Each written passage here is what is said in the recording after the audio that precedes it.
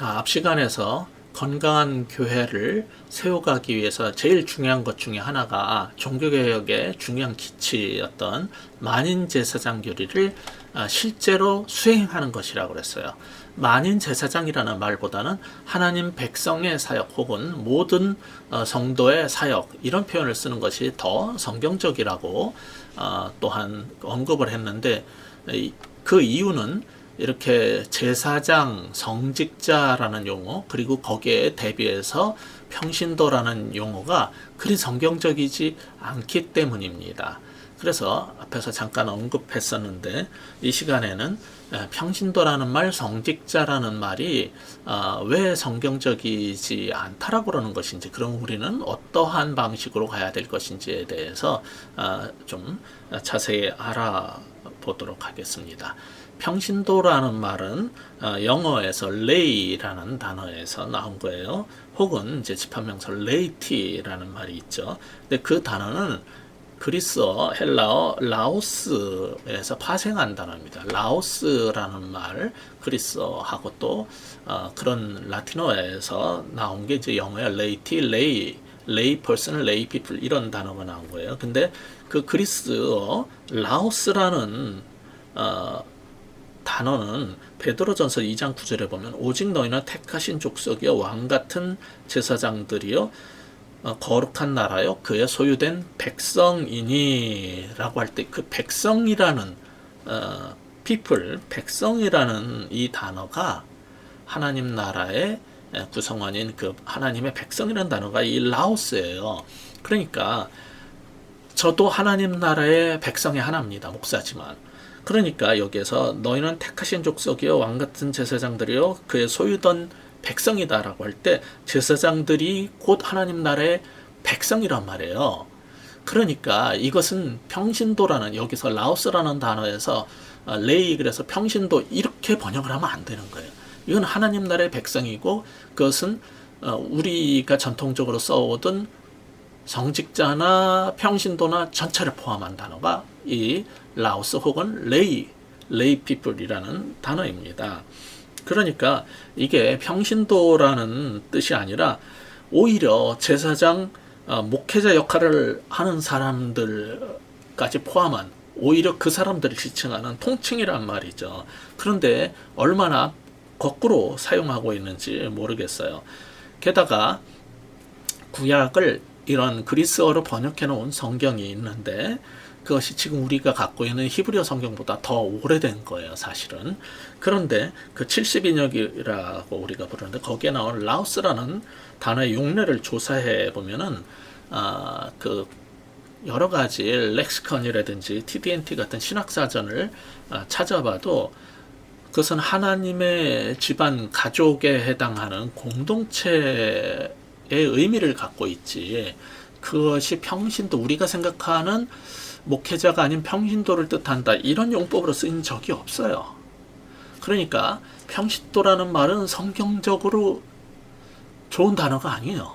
좋은 번역이 아니에요. 그와 대조되는 그룹으로 하나님의 백성을 얘기할 때 우리가 평신도와 성직자로 나누는데, 성직자를 영어로 클러지라고 해요. 클러지. 근데 이것은 헬라어의 클레로스라는 단어에서 나왔어요. 헬라어의 클레로스라는 단어에서 나왔는데, 그 원래 뜻이 뭐냐면은 하나님의 분깃할 때, 분깃 혹은 유업, 기업이라는 뜻이에요. 그러니까 성도를 성직자와 또 한쪽에 평신도에 두 가지로 나눠가지고 계급화시키는 방식은 성경적인 개념이 아닙니다. 이 얘기를 하는 것은 풀타임 전임 사역을 하고 있는 목회자를 부인하려고 하는 얘기가 아닙니다. 평신도 사역을 강조하는 사람들의 의도를 꺾으려고 하는 얘기가 아니에요. 제대로 된 이해를 통해서 균형 잡힌 시각을 가지고 성경이 말하고 있는 교회의 모습, 사역의 모습, 목회의 모습이 어떤 것인가를 정확히 알고 모두가 그렇게 섬기자는 얘기를 하려고 지금 이 말씀을 드리는 거예요. 성직자와 평신도로 나눈 건 성직자가 상위 계급이고 평신도는 낮은 계급이라는 인식을 은연중에 주기 때문에 좋지 않은 표현 방식이에요. 사실 로마 가톨릭의 아주 그 20세기 최고의 신학자 중 하나였던 그 한스 퀸 박사는 초대교회에서 볼 수 있었던 것은 가톨릭교회의 교황, 추기경, 사제 이런 식으로 만들어진 하이어라키, 위계 질서가 아니라 교회의 봉사였다. 우리말로는 자꾸 봉사라고 번역을 하는데 그 봉사가 미니스트리 사역입니다. 같은 단어의 헬러나 영어로는.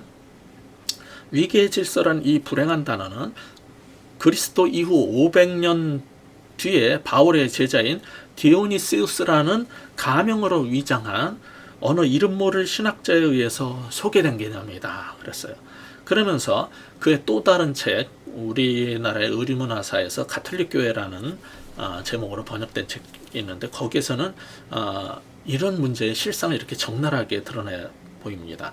이노켄티우스 3세 통치 아래 로마화는 그 정점에 이르렀고 중앙 집권적인 법제화, 정치화, 군사화, 교권주의화라는 5개의 중복되는 과정은 현재까지 유효한 로마 가톨릭 제도의 특징이 되었다. 첫 번째, 중앙 집권화. 그것은 절대적인 교황적 교회는 스스로를 어머니라고 선언했다. 초기 교회와 비잔틴 교회는 모든 교회 위에 군림하는 중심 권위 대신 상호 친교, 우리가 말하는 코이노니아입니다. 혹은 커미니오를 강조했다. 이에 반해 그레고리우스 7세와 이노켄티우스 3세 이후 서방의 가톨릭 교회는 그 신앙, 법령, 주일, 조직 등이 완전히 교황에게 향하는 교회가 되어야 함을 제시했다. 유일한 통치자로서 교회에서 지상권을 갖는 절대 군주를 확정하는 것이다. 이는 더 이상 본래 신약 성서에서 말했던 교회의 모습과 아무런 관계가 없음이 분명하다.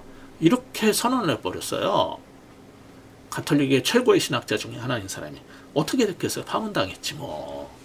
내버려 두겠습니까? 가톨릭 교회의 근본을 드러내는 얘기인데, 이 속에 담겨 있는 게 뭐냐면은 성직자와 평신도로 나누고 위계 질서의 계급 구조로 교회를 만들어가면 안 된다는 건데 지금 개신교회가 이런 걸 향해서 가고 있어요. 이게 문제인 거예요.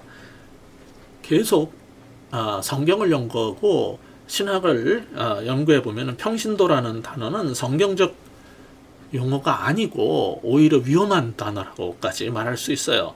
왜냐하면 하나님 백성을 제사장 혹은 성직자라는 한 그룹하고 또 하나의 하위 계급으로 나눠버리기 때문입니다.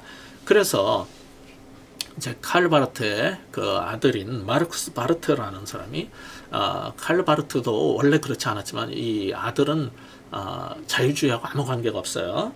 그 기념비적인 에베소서 주석에서 본문을 이제 해설하면서 이런 말을 했어요. 실로 평신도와 성직자의 전통적 구별은 교회에 속한 것이 아니다.